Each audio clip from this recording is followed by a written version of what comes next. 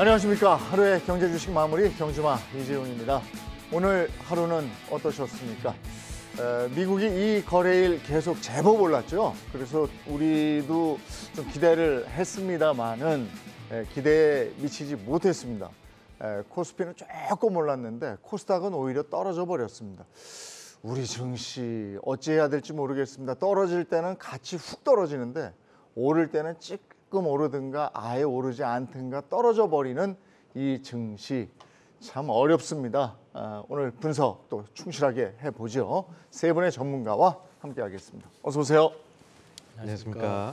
네, 데일리 이슈부터 가겠습니다. 오늘 데일리 이슈 2개 꼽아놨는데요. 증시안정기금 얘기가 나왔습니다. 증시안정기금 10조 원 규모의 자금을 풀겠다 이런 얘기인데 증시안정기금 10조를 풀면 어떻게 풀겠다는 얘기입니까?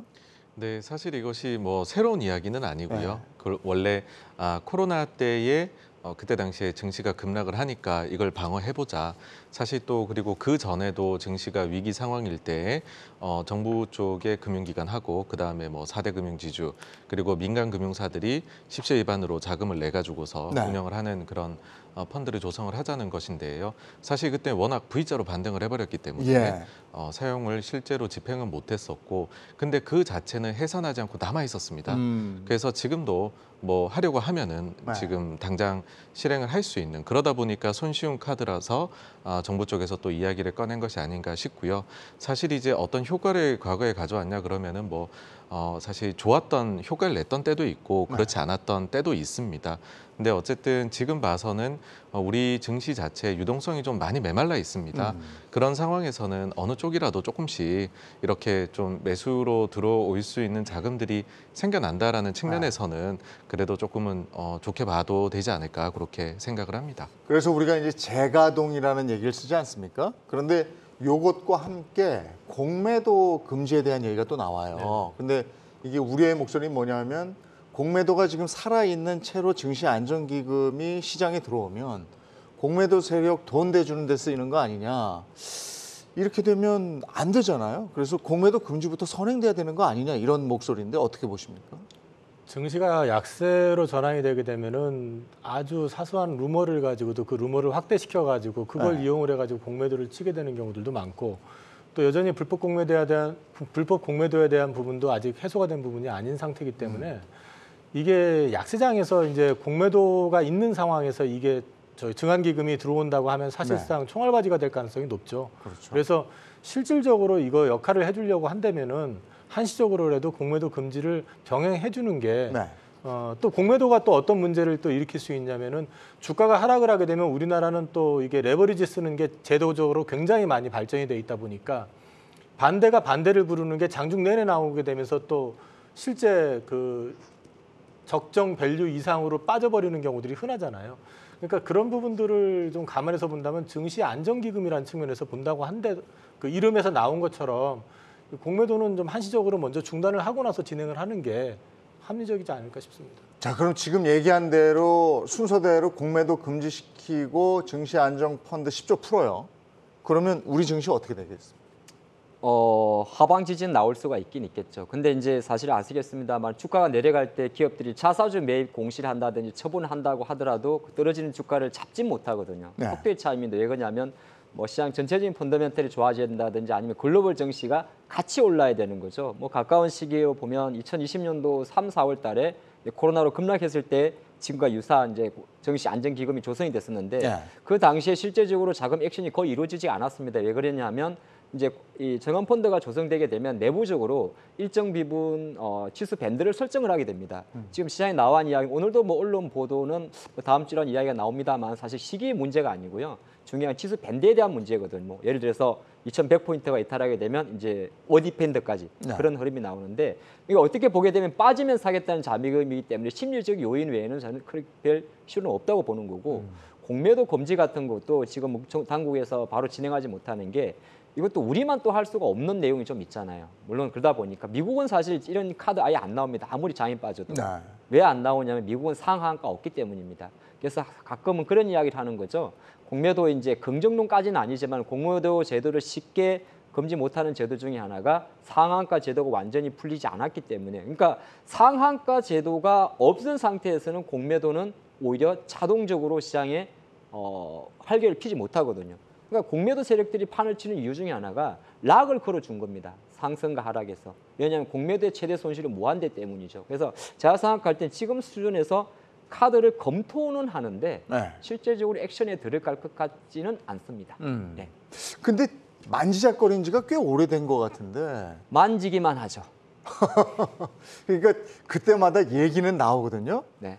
근데 얘기가 나오다 보면 하지도 않을 거면서 뭘 자꾸 얘기를 하다 보면 언젠가 한번 쑥 하지 않겠습니까? 근데 이제 이게 금융당국과 정치당국의 생각이 다를 수가 있는데 항상 우리가 대선을 겪을 때마다 네. 사실 뭐가 실이 될지도 모르겠지만 계속 한국 지수의 글로벌 선진국 지수에 대한 어떤 니즈가 워낙 네, 강하기 네. 때문에 또 다른 한편으로는 선진국 지수를 가는 데 있어 가지고 공매도 검지는 하나의 걸림돌이기 때문에 아마 그러한 이슈도 좀 복합적으로 작용할 것 같고 이게 이제 외국인 자금들의 영향이 가장 크지 않겠습니까? 제가 아까 정한펀드 이야기 하더라도 좀 그렇게 말씀드린 게 왜 그리 말씀드렸냐면 외국인들이 지금까지 올해 판 게 17조가 넘어요. 예, 넘는다. 그러니까 추세적으로 외국인들은 어느 한국 비중을 줄이고 있는 상태에서 굳이 밑에다가 받쳐두게 되면 네. 오히려 또 뭐 계속적으로 팔 수 있는 이슈가 있기 때문에 두 가지 이슈, 정한펀드와 공매도 이슈는 액션 여부를 떠나가지고 약간 투심 달래기다. 저는 그렇게 보고 있습니다. 근데 어쨌든 지금 상황에서 증안펀드 10조만 시장에 투입한다면 그냥 밑빠진 독에 물 붓기가 되는 거 아닌가 이런 우려에 대해서는 다 세 분 다 공통적으로 있는 거죠. 네. 자, 다음에는 네이버 관련 소식 좀 하겠습니다. 어제 우리 증시가 제법 올라줬죠. 그런데 유독 눈에 띄는 주식 네이버였습니다. 많이 떨어졌어요. 근데 오늘은 괜찮게 됐는데 오늘 어제만큼 또 떨어진 것 같습니다.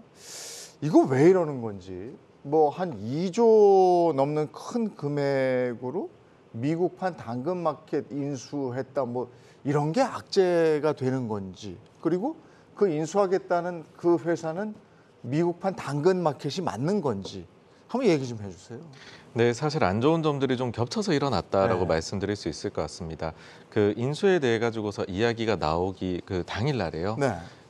어떻게 보면은 좀 안 좋은 악재가 될 만했던 것이 외국계 증권사에서 레포트 자체가 네이버에 대해서 의견을 하향하는 의견이 네. 나왔었습니다. 그 주요 논거는 어떤 것이었냐 하면은 결국에는 광고 중심의 비즈니스를 하면서 돈을 버는데 구글이라든지 이런 해외 아주 경쟁력 있는 그런 회사들도 네이버보다 밸류에이션이 낮다라는 것이죠. 그래서 네이버에게 우리가 왜 이렇게까지 높은 프리미엄을 주어야 되느냐.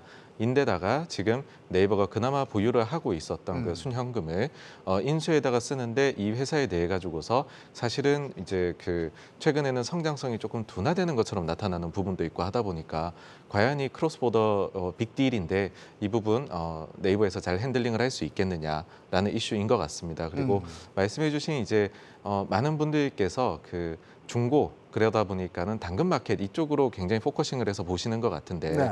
실질적으로 봤었을 때는 좀 더 이제 패션 플랫폼 쪽 비즈니스 쪽으로 좀 집중을 하고 있다라고 보셔야 될 것 같고 네이버 입장에서는 그러면은 이 부분에 대해서 인수가 왜 들어가느냐라고 봤었을 때에는 이미 국내랑 그다음에 일본, 유럽 쪽에서의 비즈니스를 하고 있습니다. 근데 미국 쪽으로까지 이번에 기회에 확장을 해가지고서 이들을 좀 엮어가지고서 글로벌 사업 쪽에서 한번 시너지를 내보겠다라는 부분이 아무래도 크다고 볼 수 있을 것 같고요. 원래부터 아마 눈여겨본 회사인 것 같은데 이 주가가 주당 70불이 넘어갔었던 회사인데 이것이 이제 20불 아래로 떨어지니까 주당으로 17불에서 18불 사이. 근데 여기서 현금을 빼면은 뭐 사실상은 이것보다도 한 30% 정도 더 싸게 산다라고 생각을 하다 보니까 아마 좀 인수를 결정하게 된 것이 아닐까라고 그렇게 봅니다. 근데 지금 시장 참여자들, 투자자들은 지금 때가 어느 때인데 2조를 투자해서 그걸 살 기업이냐 이렇게 생각하는 것 같고 지금 네이버는 아까 표 보셨겠습니다마는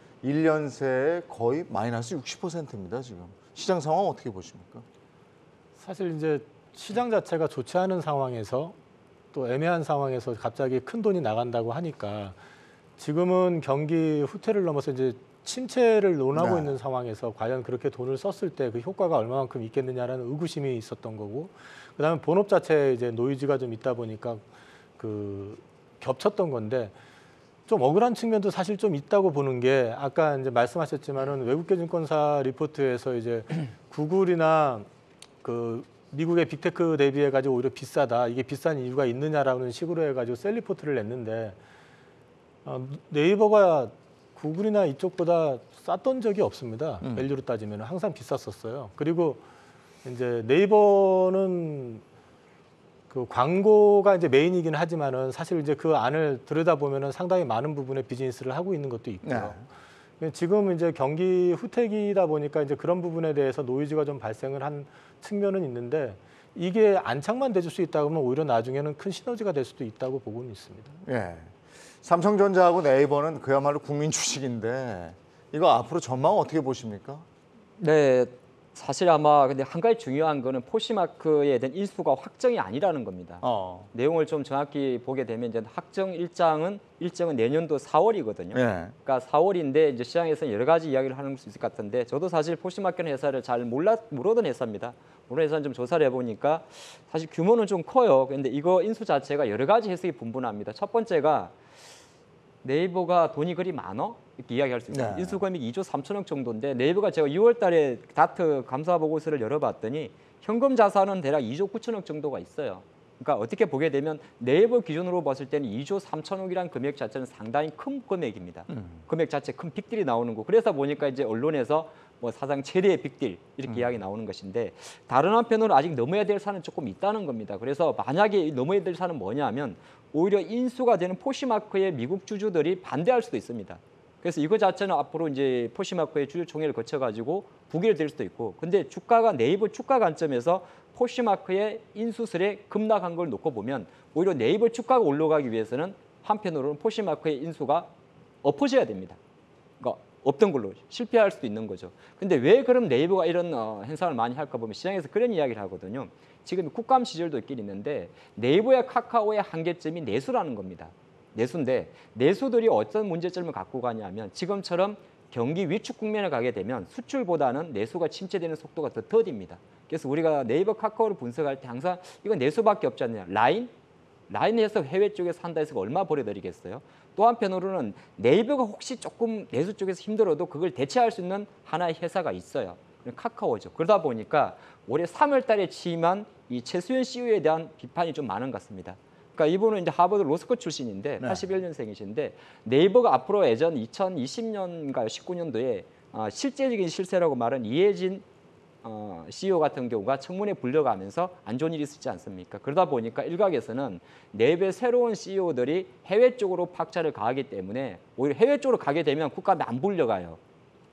삼성전자나 현대차가는 국정감사할 때 안 부릅니다. 왜? 수출해서 달러 불러오니까. 네. 그래서 어쨌든 네이버 관점에서는 장기적 포석 마련을 위해서 해외 진출을 꿈꾸는 그런 의미를 보이는데 당장의 주주들 입장에서는 갑자기 큰 규모도 들어간다 하고 그런 불확실성에 대한 매도세가 좀 크게 나왔지 않나 그렇게 보겠습니다. 네, 네이버를 담았던 투자자들 손실이 이만저만이 아니라서 네이버가 자꾸 가격이 또 떨어지고 해서 오늘 네이버 확실하게 한번 담아봤고요. 이번엔 미국 증시 쪽으로 한번 가보겠습니다.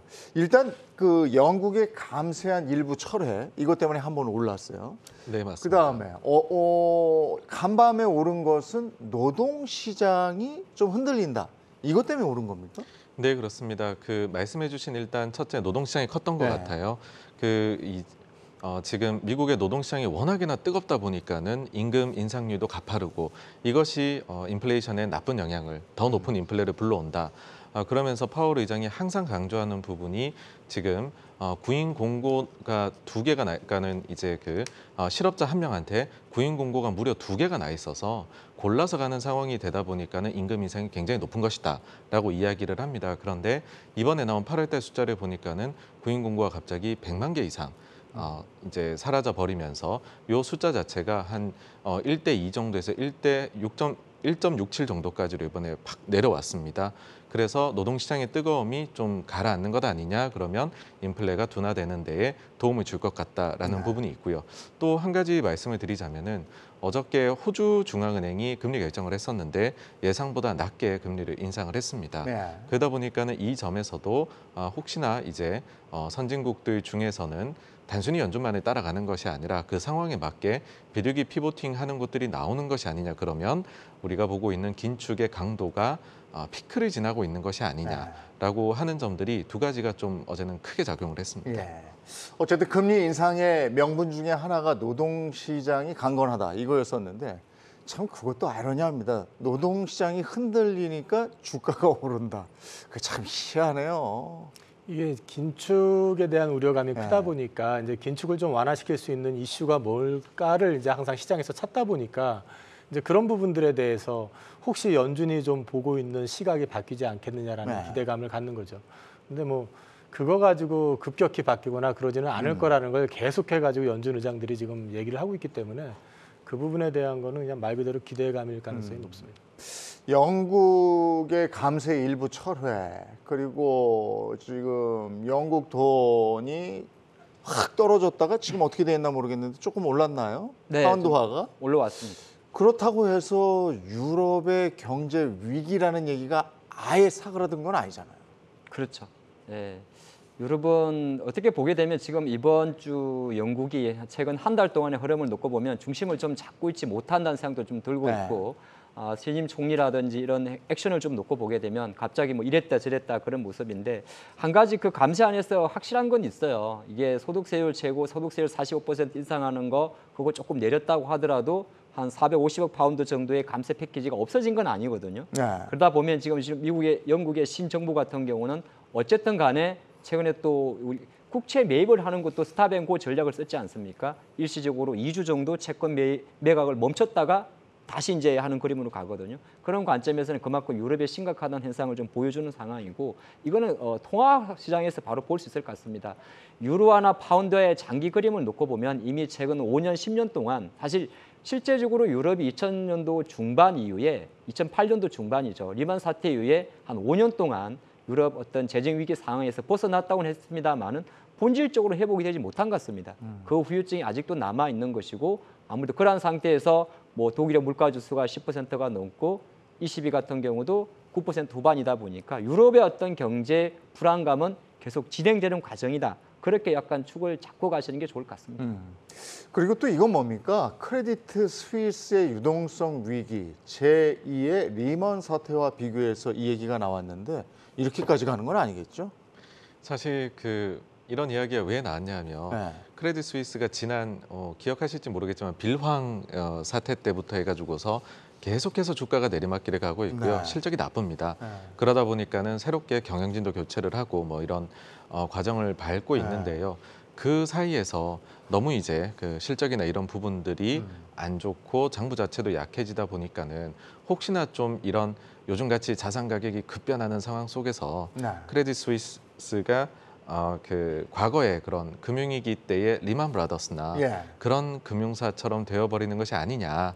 그리고 혹시 연쇄적인 작용을 하는 것이 아니냐라는 이야기가 돌면서 문제가 된 것이거든요. 실제로 부도 위험을 나타내는 CDS 같은 경우에는 지금 금융위기 수준으로 올라가 있는 상황입니다. 근데 아직까지는 뭔가 시스템 리스크를 만들 만한 상품을 취급했다 이렇게 보기보다는 이 회사 자체가 굉장히 좀 방만하고 좋지 않은 경영을 한 그런 것으로 시장은 보는 것 같습니다. 비슷한 사례로 몇 년 전에 도이치방크 같은 경우에도 굉장히 이제 경영 상황이 나쁘다라고 이야기를 했는데 그거 자체가 시스템 리스크로 전이가 되기보다는 그 회사 자체가 굉장히 잘못된 행동들을 많이 했었다로 이어지면서 좀 수그러들었던 면이 있거든요. 그래서 아직까지는 사실 이 장부나 이런 부분들을 다 뜯어보기 전까지는 절대로 모든 것을 확신해가지고 말씀드릴 수는 없지만은 아직까지 봐가지고서는 그냥 CS만의 문제이다 이렇게로 좀 시장을 보는 것 같습니다. 우리가 근데 이제 2008년에 리먼 사태를 겪었고 글로벌 금융 위기를 한번 겪었기 때문에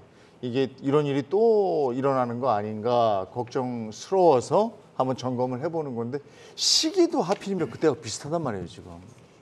이건 저는 굉장히 아픈 기억이거든요. 네. 그때가 추석 연휴 마지막 날 네. 리먼이 디폴트가 났습니다. 하필이면 저는 추석 연휴 시작 직전 날 우리은행 주식을 샀었고요. 그래서 마지막 날은 하루 종일 그냥 멍한 상태에서 내일 어떻게 할까만 고민을 했었는데 이게 또 이제 시기적으로 말씀하셨으니까 그 생각이 나서 말씀을 드렸는데 그때하고 지금하고 다른 거 한 가지는 그때는 사실은 리먼이 파산할 거를 파산하고 나서야 알았지 실제 거의 알고 있던 사람이 없었어요. 네. 그래서 시장도 거의 그거에 대해서 인지를 못했었고 네. 실제 제가 우리은행 주식을 살 때도 주가가 마이너스가 아니었던 걸로 기억을 하거든요. 그 당시에. 지금은 이제 실시간으로 모든 정보들이 많이 오픈돼 있고 그다음에 네. 또 이제 많이 알려지다 보니까 지금 그때하고 이렇게 단순히 비교해 가지고 시기도 비슷하고 내용도 그렇고 찝찝하다 이렇게 보시는 것보다는 알려진 내용들이 이제 상당히 된다는 점에서는 조금 다를 수밖에 없지 않느냐. 네. 그런 측면에서 보시면 너무 거기에 또 과잉 반응 안 하시는 게 네. 나을 수 있지 않을까 싶습니다. 이번에 연준 얘기 해보겠습니다. 연준의 뭐 고강도 긴축은 뭐 그럼에도 불구하고 계속될 것 같은데 뭐 총재들 발언도 그렇고. 근데 월가와 시장에서는 지금 이거 해도 너무한 거 아니냐 이런 얘기들 나오고 있고 또 하나 유엔에서까지 나서서 금리 인상 지금 이거 속도도 그렇고 너무한 거 아니냐 이런 얘기가 나오기 시작했는데 이거 어떻게 보십니까? 네, 이건 뭐 충분히 나올 수 있는 내용이 되게 됩니다. 왜냐하면 같은 금리를 올렸을 때 과연 이제 미국이 데미지를 입는 퍼센테이지하고 네. 개도국, 개발도상국이라든지 이머징 국가들이 받을 수 있는 데미지 자체 폭이 다르기 때문이죠. 유엔 조사 자료에도 그렇게 이야기를 냈더라고요. 미국이 뭐 연준이 기준금리 1%포인트를 올렸을 경우에 미국 GDP가 대략 0.5% 정도 감소를 한다면 미국이 아닌 다른 나라, 왜 기축통화 달러가 없으니까 그러겠죠. 기축통화는 다른 나라 같은 경우는 GDP가 뭐 0.8% 정도 약하다 그렇게 이야기를 하는데 이 퍼센테이지가 중요한 게 아니라 맥심은 뭐냐 하면 기축통화를 갖고 있는 미국이 달러를 가지고 금리를 올리는 거하고 같은 1%를 올린다 하더라도 기축통화가 아닌 뭐 엔화라든지 우리나라처럼 원화라든지 유럽의 파운드라든지 이런 거에 대한 위축에 대한 우려는 더 커지는 거죠. 그런 관점에서 보기 때문에 충분히 이제 시장은 이게 어느 정도 연준에 너무 지나친 금리 인상에 대해서 누구나 경고를 할 수 있는 부분이고요. 근데 이건 이제 유엔에서 아무리 옆에서 아무리 이렇게 너무한 거 아니 하더라도 뭐 제롬 파월 의장의 판단이 가장 중요한 건데 네. 아까는 아직까지 거의 이번 주 분위기가 여전히 지금 뭐 어저께 저도 사실 그걸 봤거든요. 지난주에 주간 실업수당 신청 건수가 좀 좋게 나왔더니 다시 국채 금리가 올라가고 어저께 이제 졸도 보고서라고 이야기해서 사실 이거는 구인자 수와 이 취직자 수의 그 퍼센테이지를 보는 건데 그걸 조금 내려갔다고 하니까 수요가 탄탄하다고 해서 어떻게 보게 되면 고용이 안 좋은 거거든요. 저는 그렇게 해석했는데 그러면 이런 상황에서 최근에 달러도 떨어지고 국채금리도 떨어졌는데 여전히 우리가 마켓워치에서 바라보는 11월 2일 날 예정됐던 미국의 금리 인상 확률은 여전히 75 베이시스 포인트가 60%가 넘습니다. 네. 그러니까 일단은 시장 관점에서는 이제 한 달 정도가 남지 않았는데요. 마지막 11월 달 기준금리 인상까지는 자이언트 스텝으로 가는 것이 현재로서는 계속 유력한 포인트이기 때문에 뭐 주변에서 계속적으로 언진하지만은 연준은 아마 꿋꿋하게 버티고 있지 않나 그렇게 보겠습니다. 네, 연준은 쉽게 물러설 것 같지 않다. 이게 이제 많은 분들의 판단인데 어제죠. 10월 4일에 긴급 이사회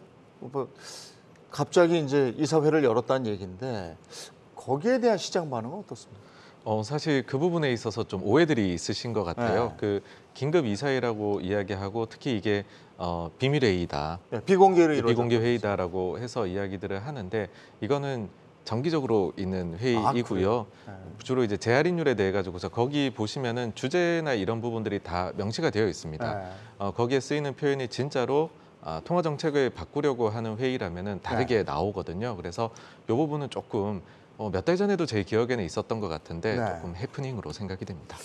근데 이제 이렇게 계속 매파 분위기로 가다 보니까 그 환율도 계속 치솟고 있고 각국이 다 강달러 때문에 곤란을 겪고 있잖아요. 네네. 근데 각국도 지금 달러 이쪽 관련해서는 정부가 직접 개입하고 있지 않습니까?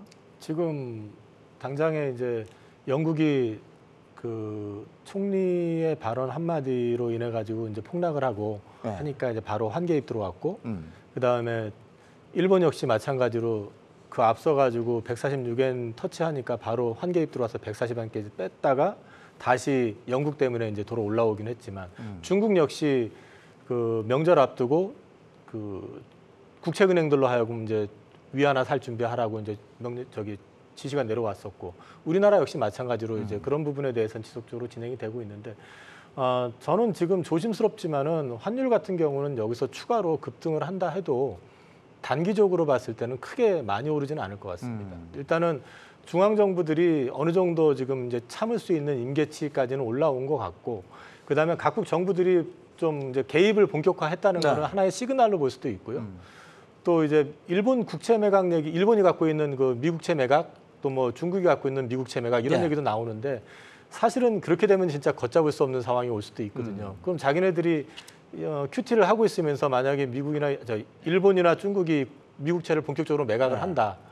그러면 자기네들이 돈 찍어서 또 사야 되잖아요. 그러니까 사실 말이 안 되는 거기 때문에 어느 정도 좀 교감은 좀 가지고 가는 거 아닌가 싶은 생각이 들어요. 그래서 공식적으로 플라자 합의처럼 뭐 이런 게 아직 나오는 건 아니지만은 어느 정도 좀 환율 자체로 봤을 땐 단기적으로는 어떤 상한선이 어느 정도 정해져 있는 그런 그림이 아닌가 싶습니다. 지금 미국채 매각 말씀하셨는데 각국이 미국채 매각에 속도를 내고 또 연준의 QT까지 하면 JP모건에서는 그 많은 채권 누가 다 사가냐 이렇게 우려의 목소리를 냈다는데 이 부분 한번 짚어볼까요? 일본이 사갑니다. 일본이 다 사간다고요? 네.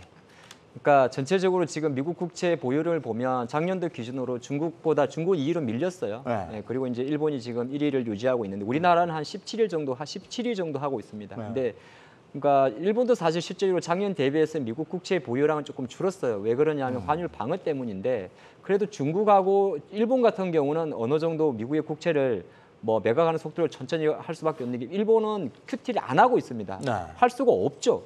그러니까 전 세계에서 유일하게 어떻게 보면 QT를 안 하는 나라가 일본입니다. 그러다 보니까 이제 중국도 위안화 방어를 위해서 직간접적으로 미국의 국채를 파는 상황이 되게 되는데, 그럼 뭐 제가 일본이 사갑니다 이렇게 말씀드린 거는 사실은 일본이 그 파는 걸 다 사간다는 이야기가 아니라 일본이 미국 국채를 덜 판다는 이야기를 말씀드린 거고, 근데 미국도 중국도 마찬가지인데 중국 같은 경우는 어쨌든 다른 것보다 포치 사수에 대한 포치는 안 된다는 것에 대한 의지가 확고해요.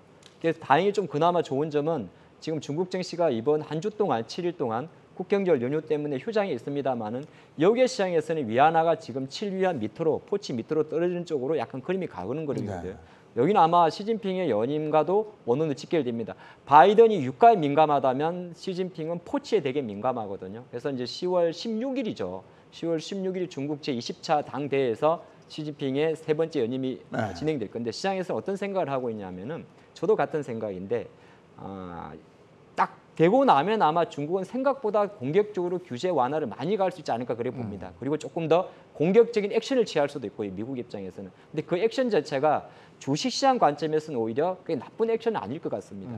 그래서 지금 미국의 채권에 대한 파는 부분은 글로벌 달러가 워낙 강하기 때문에 글로벌 국가들이 차구책으로 자국의 통화를 방어하기 위한 액션이지 그것 자체가 미국 입장에서 바라볼 때 이거 미국 국채를 감히 팔어?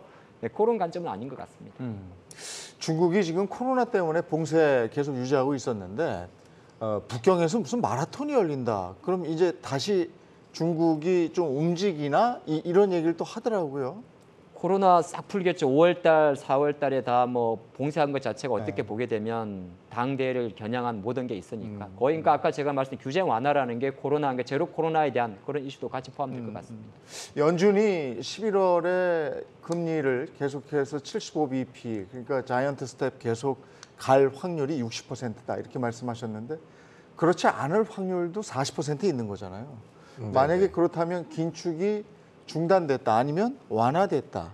그렇다면 우리 글로벌 경제는 어떤 방향으로 가겠습니까? 사실 그 조합이 어떻게 나오느냐가 중요할 것 같습니다. 가장 바라는 것은 인플레가 좀 내려오고 근데 인플레가 내려온 속도는 빠른데 경기는 그 사이에 침체로는 가지 않는 혹은 가더라도 아주 얕은 침체에서 발만 담궜다가 다시 나오는 이제 그런 그림을 그린다면 아마 연준이 생각하기에 베스트지 않을까. 그렇게 된다라고 하면 금리를 인상하는 속도를 이번에 나온 것만 봐서는 점을 찍은 걸 보면 75, 50, 25 이렇게 올릴 네. 걸로 예상이 되어 있거든요. 근데 그 부분이 좀 후퇴할 수 있지 않을까라는 것이고요. 실제로 그 부분에 대해서 힌트가 좀 나와 있기는 합니다. 그러니까 연준 입장에서도 인플레나 이런 부분들이 좀 의미 있게 내려와 주기만 한다면 본인들도 한 발 물리고 싶다는 게 느껴지거든요. 그게 어디서 나오느냐 하면 금리에 대한 점도표가 찍혀 있는데 그 부분이 총 19명이 이제 찍었는데 10명이 125bp 이상으로 찍었고요. 그 다음에 9명이 100bp 이하로 찍었습니다. 그래서 위로 찍은 한 사람만 아래로 찍으면 네. 그러면은 이 금리 인상의 속도가 느려지게 되는 그런 효과를 누릴 수가 있게 됩니다.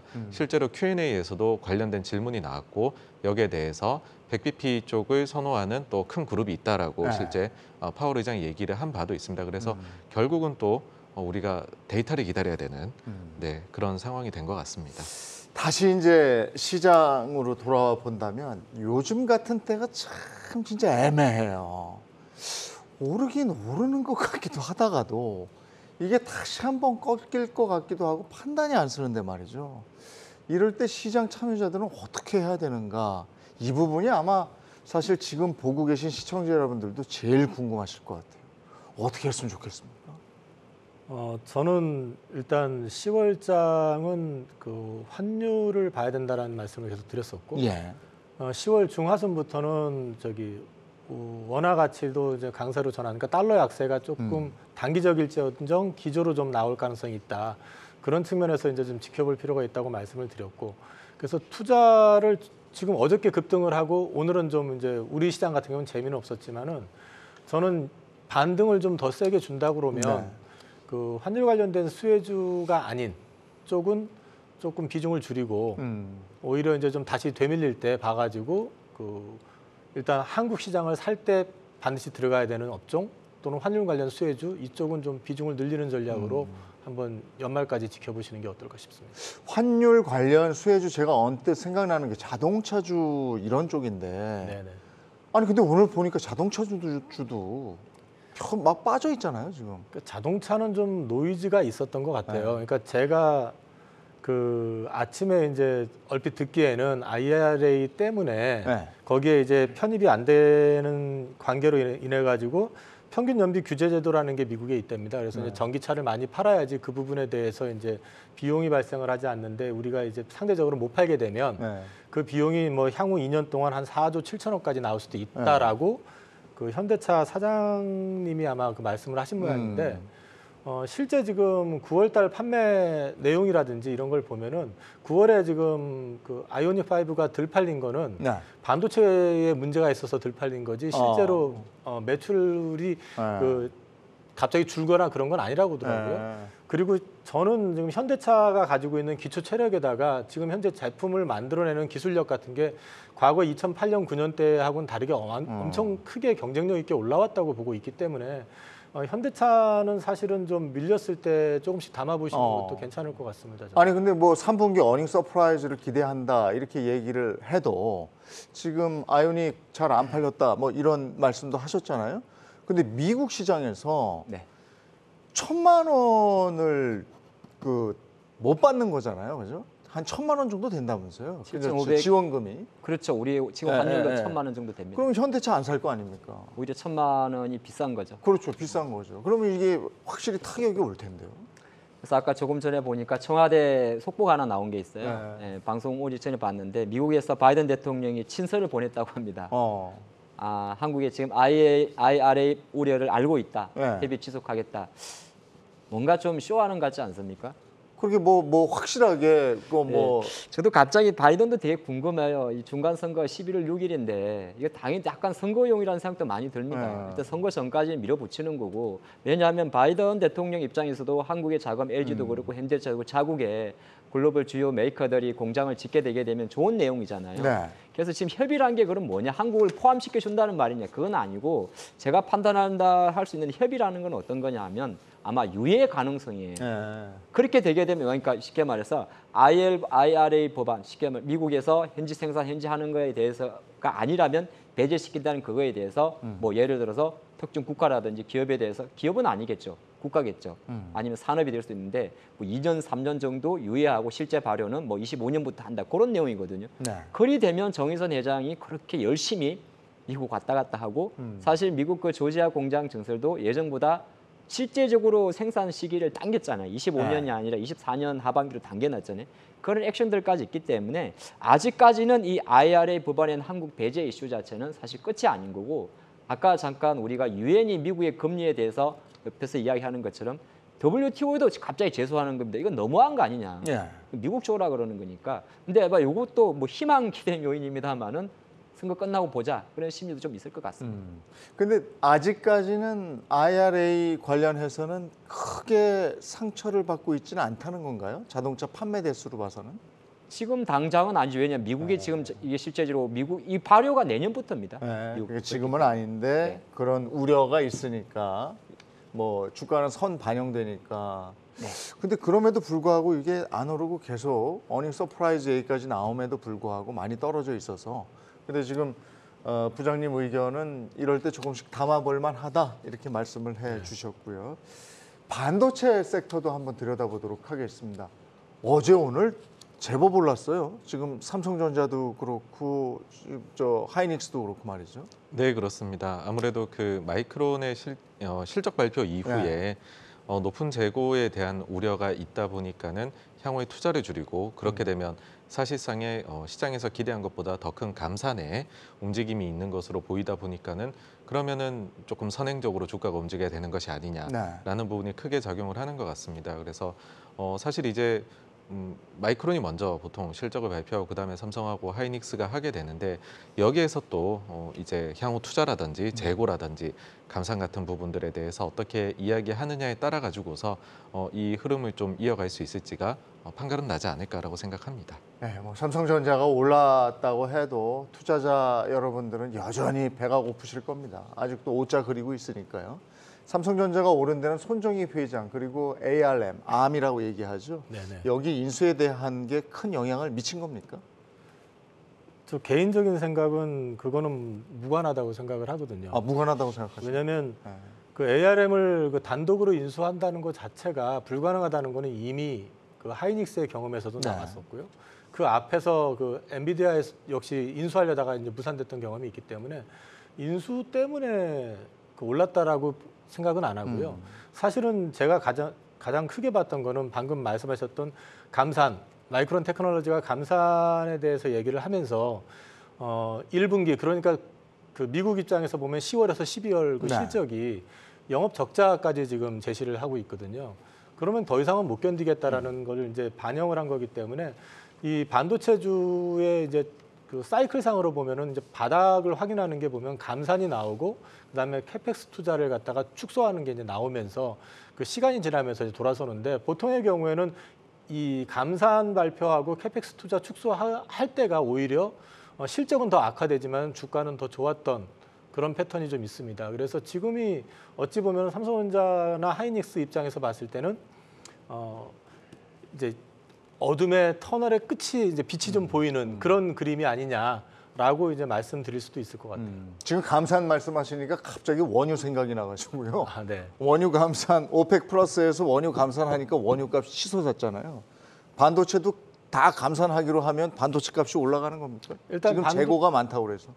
그 재고가 많은데 이제 중요한 거는 감산을 하기 시작을 하게 되면은 그게 이제 그 유통사들한테는 또 다른 압박으로 이제 작용을 할 수가 있거든요. 네. 그 수요는 계속해서 늘어나는데 그 수요만큼을 공급을 늘리지 않겠다라는 시그널을 준 거기 때문에 일정 시간이 지나게 되면은 이제 공급 쇼티지가 나올 수도 있다라는 걸 갖다 미리 알려주면서 쌀 때 사가라는 이제 그런 시그널을 주는 거거든요. 네. 그러면서 자연스럽게 가격도 좀 올라가게 되고 그러면서 이제 저점 확인이 되고 그런 그림이 나오는 거고 한 가지 더 있는 게 지금 반도체가 이제 사이클상으로 좋아지려고 그러면 그 뭔가가 있어야 되는데요. 네.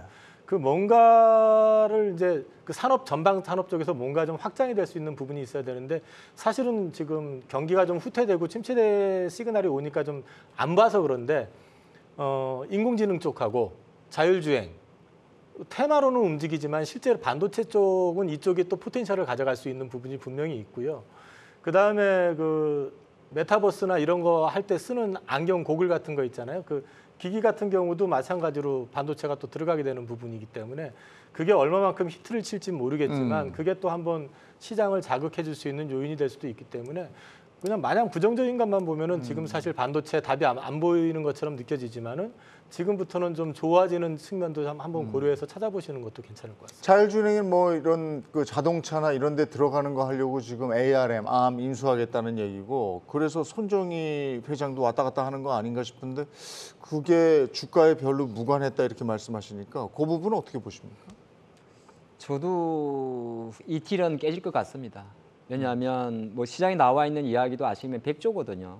100조 이하 물론 삼성이 단독으로 들어갈 리는 거의 없고 뭐 들어간다고 하더라도 또 사실 아까 엔비디아 사건처럼 과거 살려처럼 사실 하이닉스가 저 인텔 낸드 사업부를 중국이 승인해 준 것도 참 기적적인 일이었거든요. 글로벌 같은 경우는 반독점 규제가 있기 때문에 실제적으로 특히나 ARM 같은 회사들은 물론 아무리 삼성전자를 하더라도 그게 마음대로 인수할 수 있는 내용은 아니고 약간 큰 그림에서 아마 전략적 제휴 쪽으로 그리지 않나 저는 그렇게 생각을 하고 있습니다. 하고 있고 우리가 너무 이제 이상적으로 이야기하는 거 지금 삼성전자 하이닉스 왜 오른가에 대한 이야기인데 이거는 저는 사실 업황 이야기는 아닌 것 같아요. 그 마이크론의 감사는 어떻게 생각하면 고육지책입니다. 그러니까 유가 감사는 수요가 받침이 돼요. 근데 사실 반도체는 지금 감산하게 되면 가격 하락을 막을 수는 있겠지만 수요가 지금 받침이 안 됩니다. 왜 그러냐면 경기가 침체. 주요 마이크로소프트라든지 구글이라든지 주요 테크 기업들이 지금 투자를 지연하고 있고 내용 연수를 연장하고 있단 말이에요. 아마존도 마찬가지고. 그럼 반도체는 지금 수요도 안 돼. 공급은 많아. 그래서 일단 공급이라도 조금 줄여볼까라고 고육지책을 낸 게 마이크론과 키옥시아의 전략인데 그런 관점에서 어느 정도 뭐 가격 하방 지지는 맞겠지만 사실 이번 4분기 같은 경우도 반도체 메모리 시장의 약세는 이어지는 거거든요. 그 관점을 보고 그러면 갑자기 왜 삼성전자하고 하이닉스하고 2, 3일 만에 7%, 10% 오릅니까? 그로 보면 이거는 시장 이슈일 것 같습니다. 그러니까 시장이 최근에 이제 환율 시장이 급변하면서 워낙 외국인들이 가장 많이 판 종목이 삼성전자 하이닉스였는데 이번 일주일 동안 외국인들이 가장 많이 사는 종목이 삼성전자와 하이닉스입니다. 네. 약간 수급적인 요인도 많이 작용할 것 같습니다. 그럼 반도체 그 시장 상황을 본다면 삼성하고 역시 TSMC 얘기하지 않습니까? 기술력이나 이 세계 시장에서 점유하고 있는 부분들 어떻습니까? 지금 이 두 회사는? 네, 사실 삼성전자가 이렇게까지 하락을 하게 된 이유로 보게 된다면은 경쟁에서 밀리는 것이 아니냐. 뭐 수요를 못 맞춰줬다더라 아니면은 퀄리티가 조금 떨어진다더라 이런 이야기들 때문에 더 빠진 면도 있습니다. 그래서 삼성 입장에서는 그 부분에서의 우려를 덜기 위해서 아마도 본인들의 로드맵 발표를 적극적으로 하고 있는 것으로 보이고요. 다만 이제 시장에서는 이 부분이 그래서 실제 삼성의 발표대로 이뤄지는 것인지 그리고 고객사에게 인도가 되었을 때에 그 퀄리티가 어떻게 되는 것인지에 대해 가지고서 좀 확인을 하고 싶겠죠. 그런데 아마 요 부분까지 이제 해소가 된다. 그렇게 됐을 때는 이미 이제 그때는 삼성이 좀 올라가 있지 않을까 이고 제가 생각할 때에는 삼성이 이미 본인들이 각각 사업부에서 하고 있는 역량만큼은 뭐 크게 과거하고 더 달라졌다고 생각하지는 않습니다. 그래서 지금 당장에서는 업황이라든지 그런 쪽에서의 이슈들이 바닥을 잡아가는 데에서는 더 크게 영향을 미치지 않을까라고 생각을 합니다. 요즘에 참 치포 얘기 다시 또 안 들리는데 치포는 잘 돌아가고 있는 건가 모르겠어요. 네, 그렇습니다. 지금은 계속 뭐 무난하게 네, 진행이 되고 있는 것으로 보조금도 일본에서 얘기하고 다 잘 따라가고 있는 걸로 보입니다. 예. 삼성은 역시 계속해서 공격적으로 하겠다. 그러니까 선 투자 후 수주, 셀퍼스트 전략 이 부분은 어떻게 되는 겁니까? 사실 이제 삼성전자가 반도체 그 메모리 쪽에서 크게 성장을 하고 글로벌 1위가 됐었던 그 방식이기도 한데 이제 굉장히 공격적인 투자를 한다는 측면에서는 이제 뭔가 좀 의욕적으로 하겠다라는 그런 걸 보여주는 거는 맞는데 중요한 거는 지금 3나노를 먼저 시작을 해놓고 나서도 그 결과물을 놓고 보면은 사실 TSMC를 이겼다라고 얘기할 수는 없잖아요, 지금도. 그런 부분들에서 보면 기술적인 부분 좀 추가적으로 수율에 대한 문제라든지 이런 것들도 좀 중요할 것 같고 그렇게 따지고 들어가게 되면 결국 또 고객사 확보를 하기 위해서는 시스템 반도체 쪽에 대해서 조심스럽지만은 그동안 있었던 분사 얘기도 좀 나올 수가 있는 거고 그래야지만이 또 사실 애플이라는 이제 고객하고 또 접점이 생길 수도 있는 거기 때문에 이런 선투자에 대한 이런 개념보다는 저는 좀 회사가 그런 어떤 투자의 큰 그림을 좀 먼저 그려가지고 제시해 주는 게 그냥 우리가 먼저 투자해놓고 나서 공격적으로 그 바이어를 잡겠다 이러는 것보다는 그게 더 낫지 않을까 하는 생각을 해봅니다. 이재용 부회장의 삼성전자 살리기 움직임도 굉장히 빨라지고 있다 이런 얘기를 들었습니다. 뭐 기술 격차라든지 암 인수뿐이 아니고 오만전자를 6만전자 위로 올려놔야 되는 오만전자 탈출을 위해서 노력하고 있다 이런데 그래서 주주가치 제고 TF가 신설됐다고 그러던데 이거는 뭘 하는 겁니까?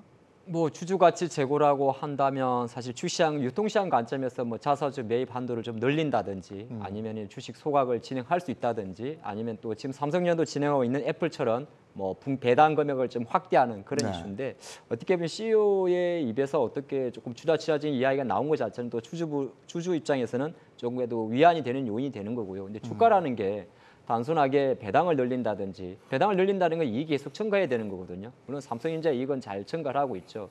근데 이런 것 자체는 제가 생각할 때는 그래도 일단 뭐 우리 삼성하고 애플 주주분들의 차이점이 뭐냐면 배당금의 차이도 있었습니다. 근데 그럴 수밖에 없는 게 애플은 마진율이 40%가 넘어요. 삼성은 장사를 잘했을 때 20% 오고 지금처럼은 떨어진단 말이에요. 떨어지고 또 삼성은 애플은 나름 이 생태계를 갖춘 기업이고 삼성은 지금처럼 계속 파운드리라든지 투자를 해야 되는 기업이기 때문에 저는 만약에 삼성전자가 애플처럼 우리도 배당 늘릴게 이렇게 이야기하면 주가 팔아야 되다 봅니다. 그래서 어떻게 그런 관점을 보는데 그래도 이제 이재용 부회장 같은 경우는 그래도 우리가 주가는 그 기억 안 했으면 좋겠어요. 무슨 7만 원까지 그거는 사실 CEO의 입에서 나올 이야기는 아닌 것 같고요. 아마 언론 보도가 그렇게 좀 왜곡했다 저는 생각을 하고 있는데 어쨌든 간에 어느 정도 주주 가치 제고를 위해서 우리가 TF를 신설한다는 것 자체는 그만큼 주가에도 민감하다는 걸 직간접적으로 릴리스했다. 저는 그렇게 보는 게 좋을 것 같습니다. 시장 참여자들은 역시 뭐냐면 숫자에 민감하거든요. 지금 삼성전자 아까 표에서 보셨겠지만 오늘 56,000원입니다.